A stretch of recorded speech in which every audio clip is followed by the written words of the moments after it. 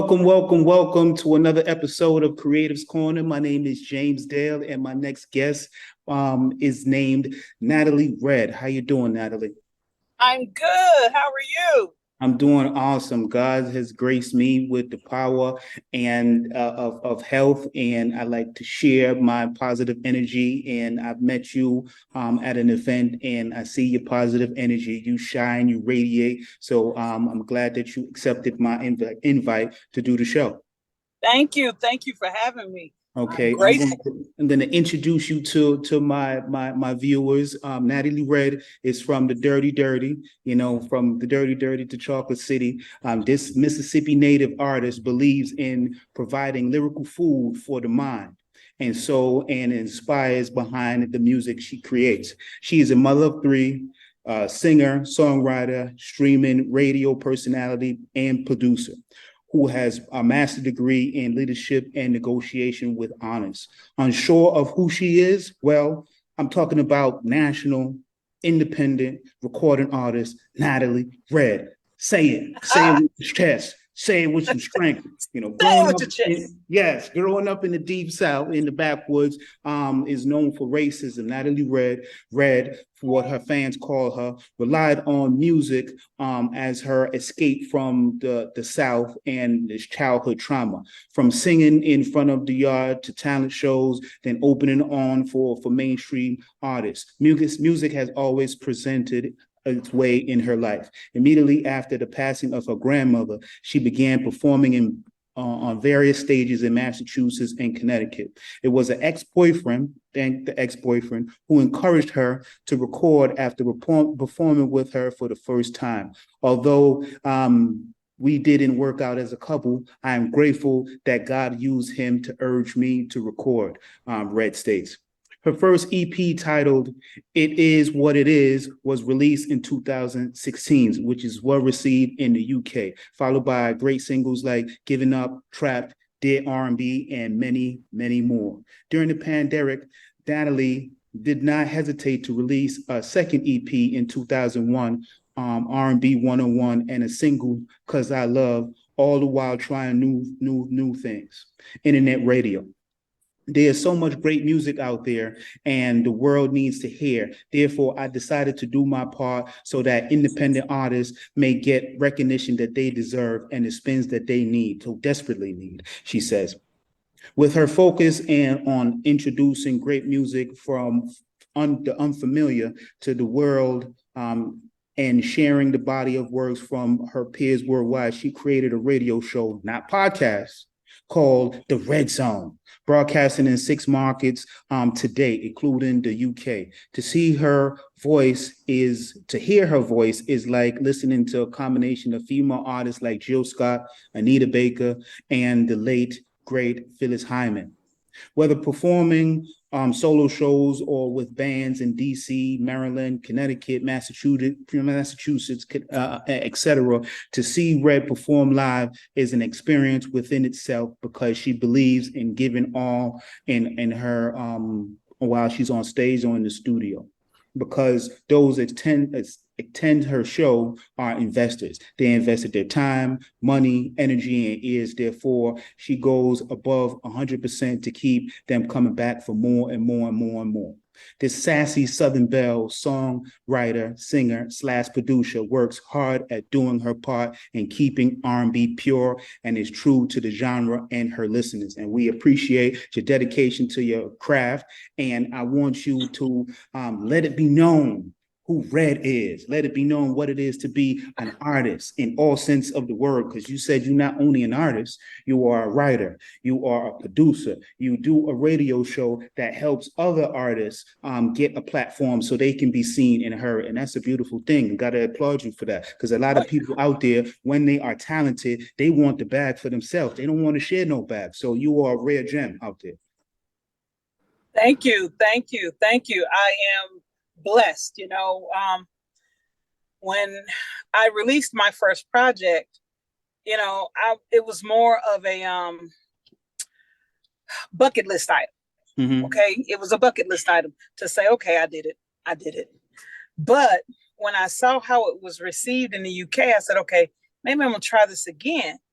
And then I got aware of all these, I grew aware of all these other artists out there, all these other indie artists, from smooth jazz to neo soul, R&B, pop. Is so many.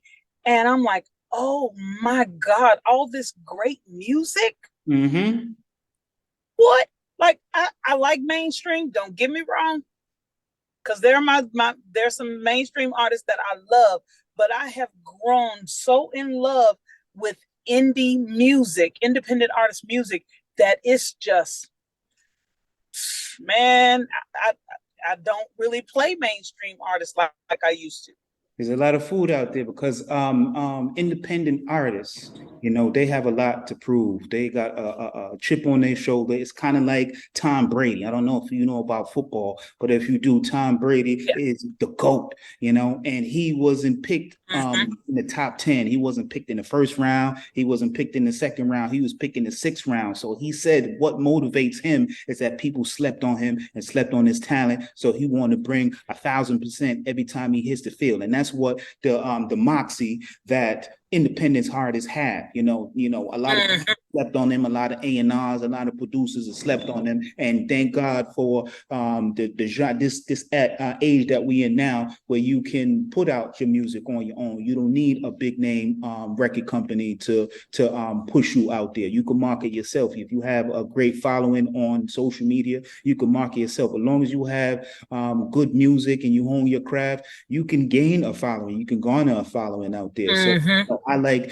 the whole independent artist market, just like you, because they're going to give you 1,000%, because what they have is an art form, because there's been plenty of time in their life when they did that art form for free. And Yes. what they have is the love of the craft. That's it. That's what pays them, and the reaction from the crowd. You can attest to that because you're a performer. You go out on stage, and if you get that energy from the crowd, if you see that one person in the crowd just swaying back and forth, their eyes closed and they slapping their finger, you like, I got him. Yeah. Oh, I feed off the energy of the crowd. But I can tell you what I really love to do when it comes to performing live.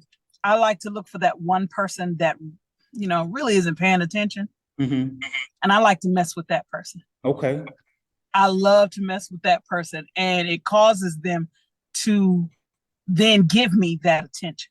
You paid your money, sweetie. I need you to get your money's worth, and then some. Get it up. Yeah, there's people out there in Janet Jackson's shows that do that on purpose, because she do the very same thing that you do.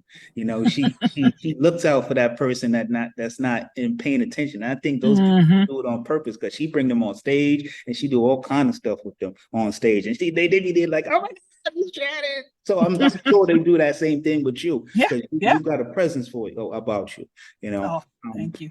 Can I ask you a few questions there? Sure. Yeah, what made you migrate from Mississippi to Connecticut?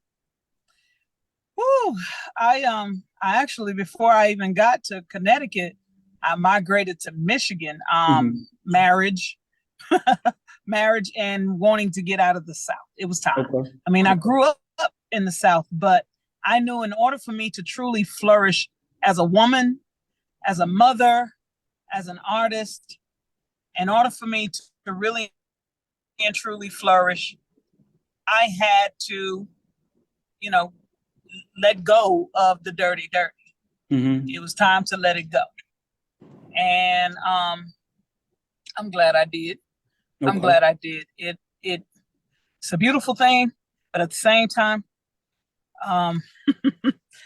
the South is still segregated. Oh boy, it's still a lot of racism. Do something about that. Yeah, it's a lot. It's racism everywhere. But the one thing I can truly say about the South, they don't hide their racism. They make it known. Okay. And I respect them for that. Yeah, because you don't like me, cool. You don't have to like me. You know where to go. I'm still going to do what I do, whether you like me or not.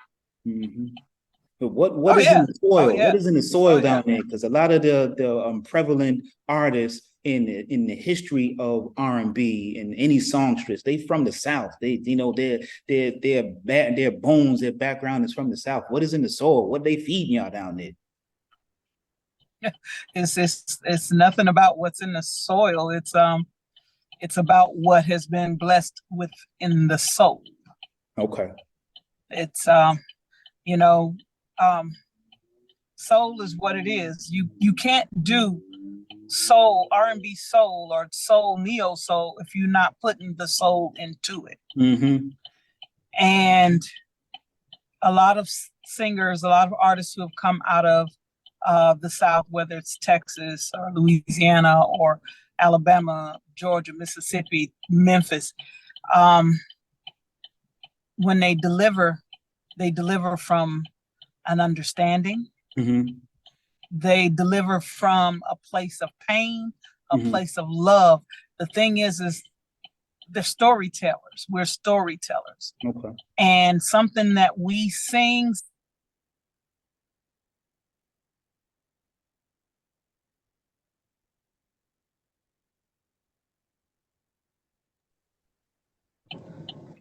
Are you there? Yes.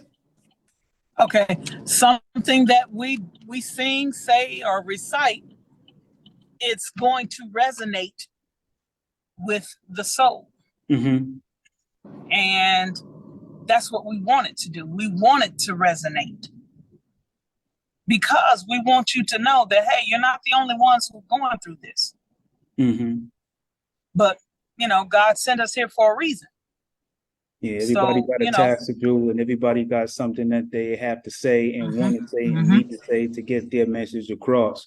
I just noticed that there's something universal about artists from the South, that they have a little bit more soul, a little bit more oomph in their delivery of the music. So I just wanted to know if there was something that is taught to singers from down there, singer-songwriters down there, that is not taught everywhere else.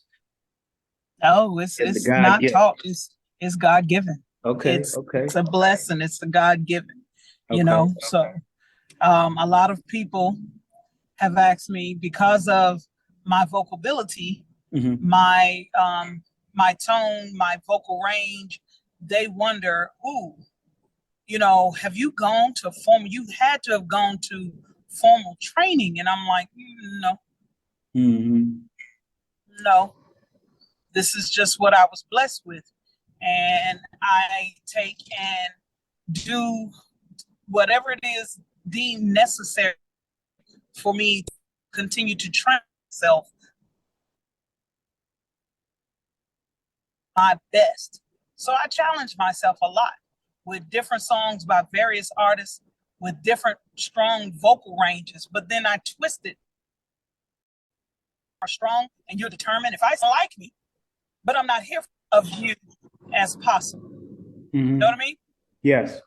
So yeah, that's it's just what it is. I think any artist worth his or her salt will take the necessary steps to improve themselves.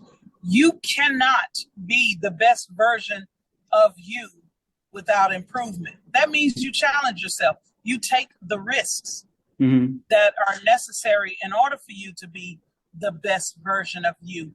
And if you don't have that faith in you, then how can you want or desire someone else to have that faith in you? That's true, 100%. You got to invest in yourself, and I like this analogy that I always use is when you're on a plane, the stewardess they always tell you to put the oxygen mask on yourself before you help anybody else, because if you're not breathing, you can't help nobody. You know what I mean? So you got to help yourself. You got to fill up your cup and wait for your cup to run it over before you fill everybody else's cup.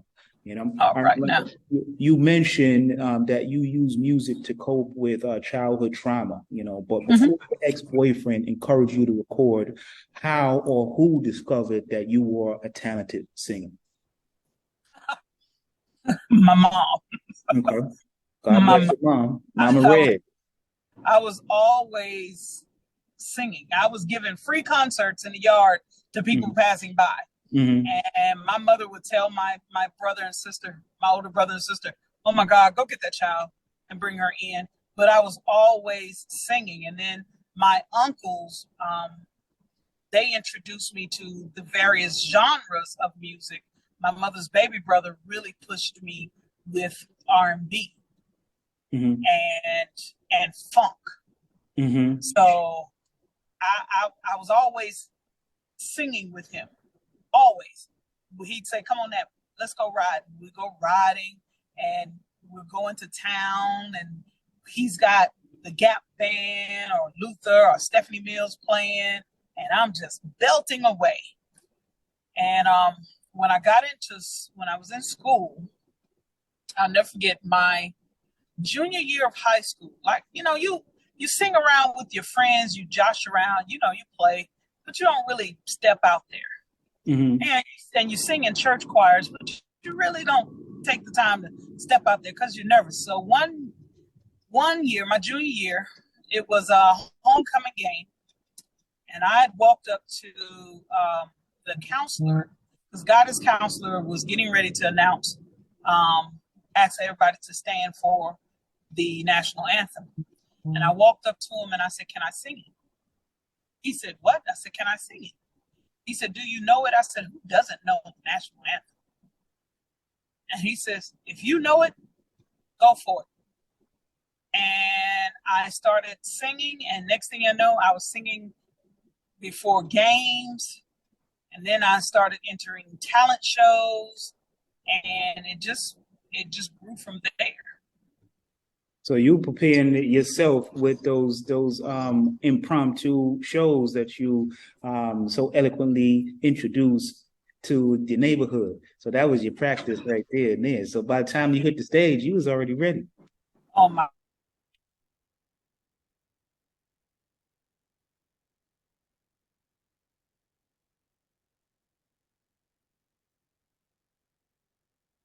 Bug spray, do a dance routine. I said, "Oh my gosh."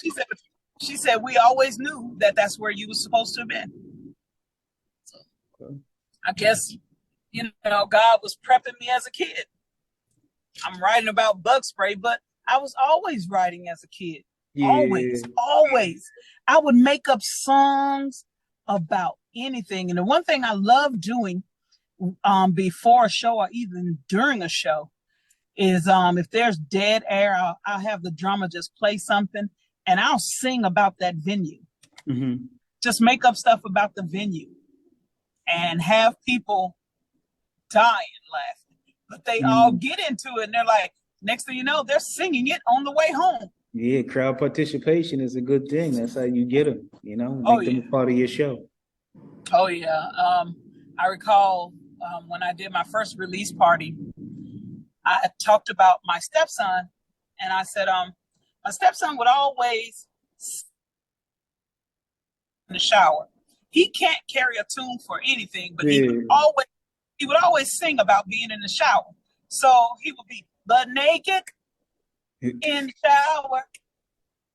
I'm naked in the shower. Got a rubber dub in the shower. Music has changed my life. Mm-hmm. I never thought that I would be doing what I love. I mean, when I graduated high school and went to college, I went to college for computer science. Mm-hmm.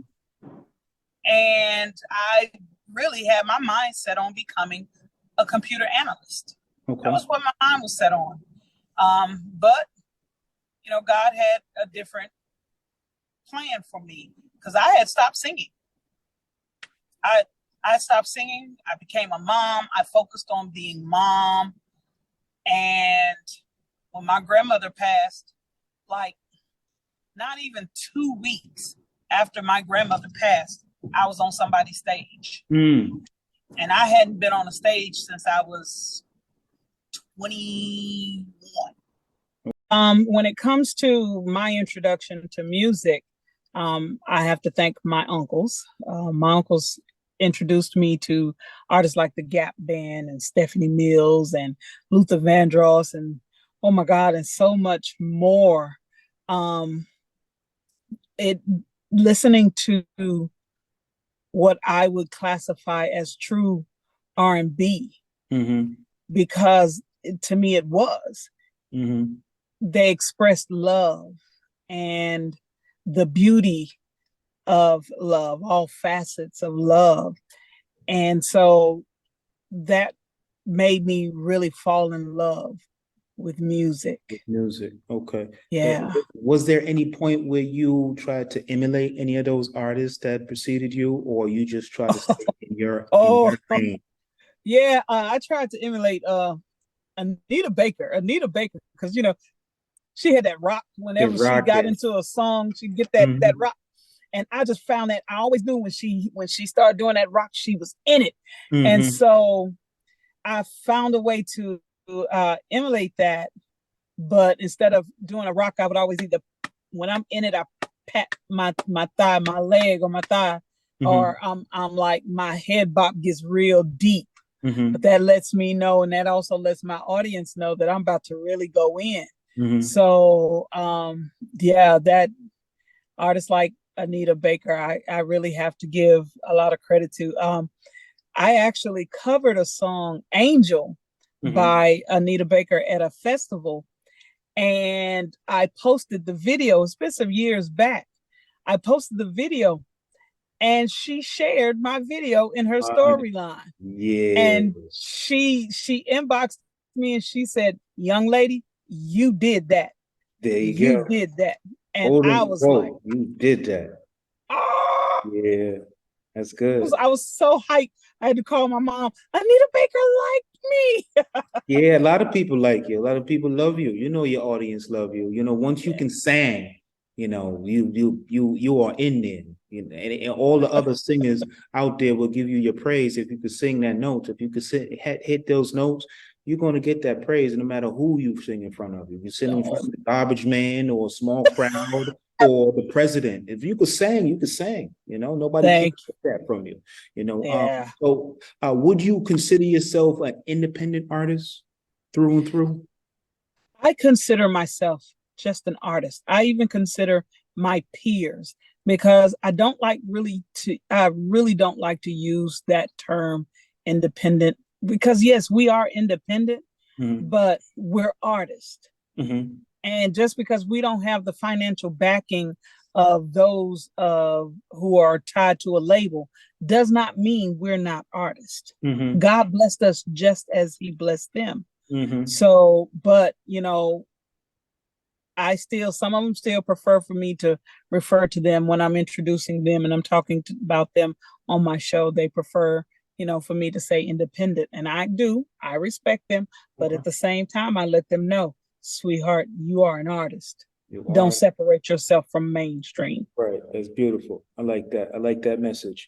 Could you walk me through the process of becoming a recording artist? Because when you are out there performing your music is different from actually going into the studio and recording and distributing your music on any platform that can accept you. Can you go through that process of being a recording artist? Everybody's process when it comes to recording is different. Most artists, and I will say this, most artists wake up at 3 a.m. Mm-hmm. with a song right here, and Mm-hmm. they can't sleep. They have to write it down. They have to sing it out and record it. And once they sing it out and record it, they link with a producer, whether it's a producer that really knows them or a producer they want to try out. But they get that to that producer and tell them what they're looking for. Mm-hmm. And either he'll create a beat like my brother Wayne. If I sing to him what I'm looking for, he'll create the beat. Even my friend Jerome produced my first project. When it came to It Is What It Is, when I told him I was wanting to do it, I never forget, I was at work and I started singing the song. So I had to quickly go to my car and record it. So I hit him up and I said, this is what I'm thinking for the first song. He said, okay. So we went to the studio and I started singing. And he said, I said, but I can hear the pianos. Dun, dun, dun, dun, dun, dun, dun, dun, dun, dun, dun. I said, I want that classic feel. I Mm-hmm. could feel it. And he says, okay. And so And we went from there. Today is a day so unlike any other day. Look to my left and my mind went astray. It was that type of deal. Mm-hmm. And once we did all that, we were able to sit and think about, okay, the drum beat, because you have to get the basis of it down first. Mm-hmm. Some people like to write to a track that's already written, already created. Mm-hmm. Me, I'm versatile. It can already be created or I start from scratch. I love starting from scratch because then I get to put my input on. Okay, I think I want the snare to hit. Oh, I need a hi-hat here. Oh, I need to feel the guitar. Mm-hmm. You know, so it's different. Um, Once you do all of that and you get the basis done, then you could talk about your background vocals, and from there you actually go back in and you lay down your background vocals first. Okay. You have your skeleton, which is you singing the song throughout. Then you go back and you layer your background. And once you lay and layer your background, then you sing the main verses and you could throw your ad libs in from there. But it's not just doing all that. You have to have the right producer. That producer has to understand you and feel you, see where you're coming from. But you also have to be willing to listen to the producer too, because he or she hears things that you don't. Right. So if they're saying to tweak this, tweak it. Don't argue with him. Tweak it. From there, you go to mixing and mastering. And mixing, people, just because you go to JoJo in his basement and you record it, doesn't mean JoJo knows how to properly mix it. Right. A production engineer will do it just right. And it's going to cost you. You want your song to sound crisp and good, baby, it pays to play. Right. You got to invest in yourself. You have to invest. Yeah, you got to invest and I'm not talking $100, baby. No. I'm talking some moolah. Mm-hmm.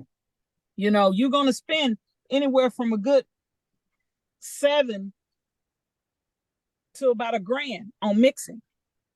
It's got to be just right. You can't just go in here and thinking, Joe Schmo in his basement is going to do it.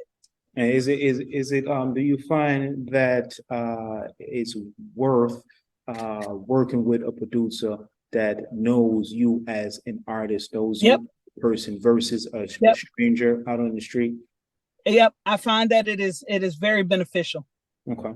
So but what is your process of finding a producer? Do you generally work with somebody you knew for years, or if you somebody who would recommend a producer, do you get to know that producer first before I have producers that reach out to me that want to collab, and I ask them for some of their body of work so I can hear what they have done.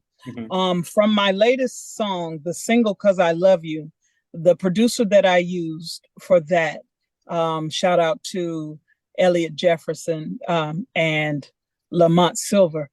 I had worked with them actually on a wedding. We had performed together, and I loved Elliot's and Lamont's vibe, their energy. So I got to talking to them, and they told me we actually produce music, blah blah blah, and they sent me a link to some stuff that they've done. I got to see like videos of how they do their process, everything. So I said, okay, I'm gonna give them a shot, and I'm glad I did. I'm glad I did. And Elliot would say, "Oh, that sounds good." Lamont would come in and he'll say, "Nat, I hear you, but I need to hear this note here." And he would sing it, and I'd come right behind him. And it's like, okay, when you have producers that will talk to you in that manner and telling you, okay, I hear what you're trying to do. Try this. Don't fight them. Okay. Try it. Because they hear something you don't hear. So I run into a lot of producers who want to collab with me. You got to be able to take constructive criticism because it's just going to make you a better artist. In this industry, you have to. Mhm, Better yet, through life, you have to. There you go. There you go. Because the main thing for me, I'm an Aquarius, so every day I'm trying to better myself. So if somebody sees me on the street or wherever they meet me and they got something positive or constructive to say about what I'm doing or what I've done, I'm going to take it and expect and incorporate it into my life and try to be the best version of myself. Every day I'm trying to be a better man. As long as I have tomorrow, I can be a better man in the morning. And if we all strive for not necessarily perfection, if we all strive to be the best version of ourselves daily, then we could always expect better from ourselves. And when you walk that walk and you talk that talk, people are going to respect you. But of course, shoulders back and your chest is all out. You feeling yourself, and there's a thin line between confidence and arrogance. I'm not saying anybody to be arrogant and anything. Be confident in who you are. That's the moment when you could humble yourself, and somebody could take it to the side and say, "I see what you're doing, but if you do this, you can do that. You can make it a lot better." And that's confidence beautiful. Is key in anything in life. Confidence is key. And like you said, there's a difference between confidence and cocky. So confidence is key. I'm not going to say I'm the most confident person. I am the most analytical. Okay. When it comes to myself, I overanalyze, especially my music, because I'll sit and I'll listen, I'll rock and I'll listen. I'll go, nope, got to change this. Nope, I'm not feeling that. But you're striving to do better. You're not just criticizing yourself and not making any difference, any changes. Oh yeah. Got to.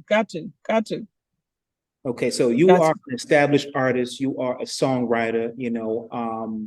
How has the journey been to segue from being an artist to being a radio host and trying to put on an independent artist, or artist is what you eloquently put on, and having their music and their works a platform to show to the world? For me, it was pretty easy. Being part of the Urban Influencers, which is a platform that allows artists of all walks to share their music with those that they love. And it links them with various different radio personalities, whether it's terrestrial or satellite or streaming. And just so happened, there was a station owner who was looking for somebody to do a show. It was the pandemic. I wanted something else to do since I wasn't performing. And I teamed up with my radio mentor named Al Seaforth. He gave me the ins and outs, the training, told me what to do.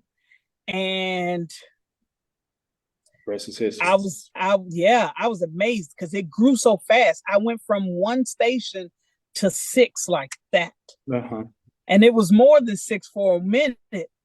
And I had to cut back because I still have to leave time to write and perform. So it could be a little challenging at times, but I'm a person who loves to keep busy. That's good. Yeah, I'm the same way too. I'm the same way. Yeah, I can't stand idle hands. I guess that that's the creative mind in all of us. You have to do something. You got to have your hands in the cookie jar. It's like you have a firefly in the bottle, and you just can't stay within the confines of the bottle because you feel as though that the bottle is making you small, and you close it in, you get claustrophobic with all your stuff. You said, I got to write. If I have a wall somewhere and I don't have paper, I'm writing on that wall. That idea got to come out, Yeah. And that is something, the camaraderie that we have as creatives, and for you to have a platform so people could catapult and able to listen to their works is very gratifying. How do you find your artists, to play on your program? Do they come to you? Actually, the Urban Influencers, we share various different artists. They feature artists in interviews and stuff. So we go listen to their music and we take it from there, I also like to check out artists via Reverb Nation. Um, and just, go from there. I listen to other radio shows, other streaming shows, because they might play somebody that I've never heard of. Mm-hmm. And then I'll do my homework on them and go, ooh. Or some of my friends will say, ooh, have you heard of blah, blah, blah, blah, blah, like October London? Never heard of that man. Mm-hmm. And when I listened to him, I said, ooh, if that's not Marvin Gaye reborn. Mm-hmm. And I said, yeah, I gotta have his music. So it's one of those things. It's one of those things. And I'm loving it. I'm going to, because they're getting ready to do sound check. So I'm going to walk around and let you see what I'm about to do. Okay. Share a little bit of my world with you as we talk. So bear with me just a minute. I gotta let my windows up because it's an outdoor. The scary part of being an artist is actually going out there and performing and going out there and seeing the stage and seeing how everything's set up. People get stage fright. So showing that element of it is a treat. Oh yeah. So bear with me. I just want to make sure I grab a couple of things because I don't want to walk out the car and not have it. Okay. But this is an event that is done every year in the summertime. It's called Wind Down Thursdays, and Magic 102.3 out of the DMV. They're the ones who host and sponsor it. So it's a great event. It showcases a lot of local artists here in the DMV, and it gives us an opportunity to, be out in the field with the people. Mm-hmm. So bear with me just a second, and I'm going to show you what's going on. They're setting everybody up. Mm-hmm. So give me just 1 second. I just want to lay down my bag here. I might have to turn my camera a long ways.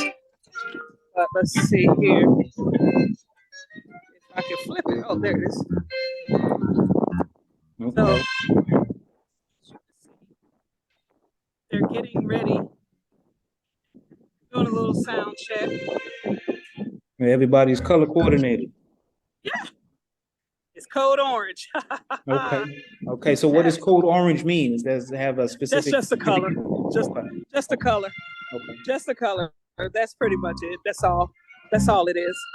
Okay. But so let me put my headphones on so you can ask your questions, because I know I have to get up there and sound check in a second. Okay. All right. So let me put on my headphones so I can hear you. Sorry.